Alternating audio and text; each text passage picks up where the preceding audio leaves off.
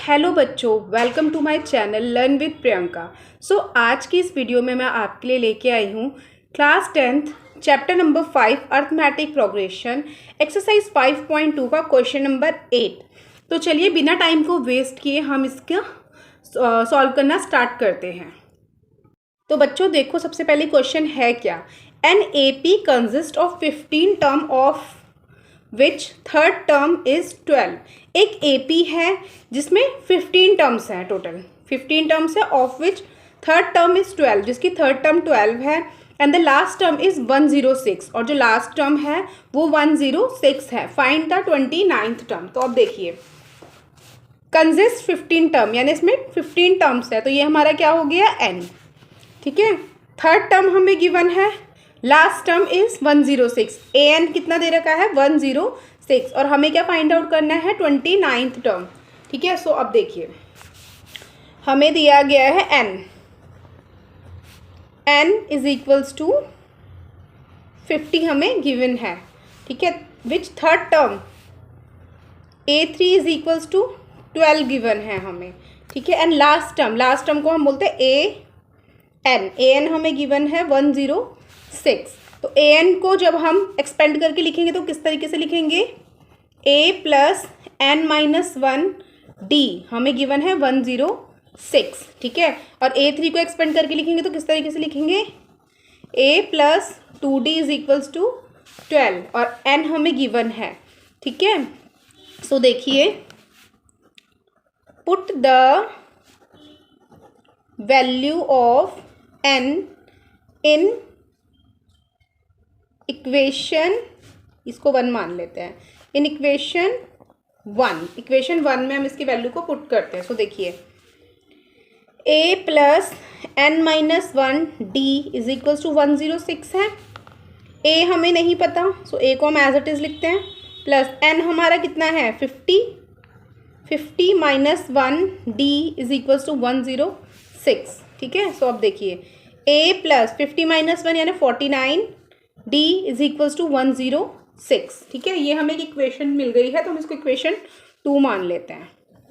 इसको हम क्या मान लेते हैं, इक्वेशन 2, और जो ऊपर हमें गिवन है इसको मान लेते हैं इक्वेशन 3। ठीक है, तो अब हम इक्वेशन 3 और इक्वेशन 2 को सॉल्व करते हैं एलिमिनेशन मेथड से। ठीक है, तो हम लिखते हैं बाय इक्वेशन 2 एंड 3। ठीक है, इक्वेशन 2 और 3 से देखिए, a plus 49d is equal to 106, and equation 2 क्या है, 2 तो हमने लिख दिया, इक्वेशन 3 क्या है हमारा, a plus 2d is equals to 12।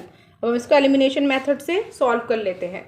बीच में प्लस का साइन है तो माइनस का, बीच में प्लस का साइन है तो माइनस का, बीच में प्लस का साइन है तो माइनस का, प्लस माइनस माइनस, इन दोनों को काट दो।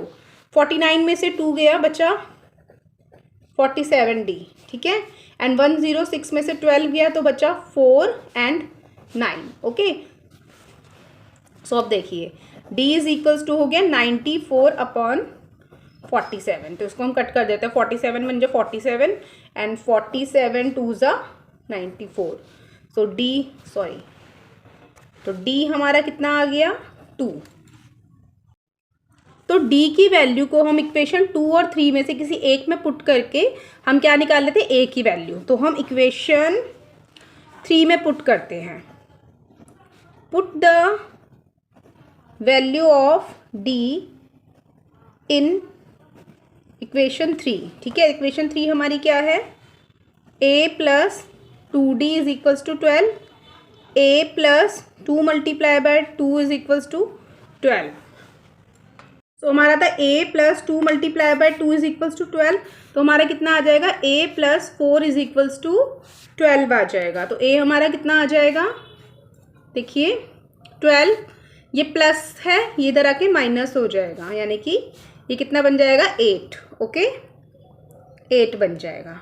ओके, तो हमें a की वैल्यू भी पता चल गई, हमें d की वैल्यू भी पता चल गई। हमें क्वेश्चन में क्या पूछा गया है, find the 29th term. 29th term हमें फाइंड करनी है। 29th टर्म हम कैसे फाइंड आउट करेंगे, a प्लस 28d, कितना आया है 8 प्लस 28 मल्टीप्लाई बाय d हमारा कितना आया है 2। सो आगे देखिए 8 प्लस 28 को 2 से मल्टीप्लाई करेंगे तो 2 8 जा 16 एंड 2 2 जा 4 4 5। 56 प्लस 8 कितना हो जाएगा 4 है ना, 4 एंड 6 आ जाएगा हमारा। तो ये हमारा क्या हो गया आंसर। सो आगे भी मैं आपके लिए इसी तरीके की और वीडियोस लेके आऊँगी। तब तक के लिए आप मेरे चैनल को लाइक कीजिए, सब्सक्राइब कीजिए और ज़्यादा से ज़्यादा शेयर कीजिए, सपोर्ट कीजिए। Thank you so much. मिलते हैं अपनी नेक्स्ट वीडियो में।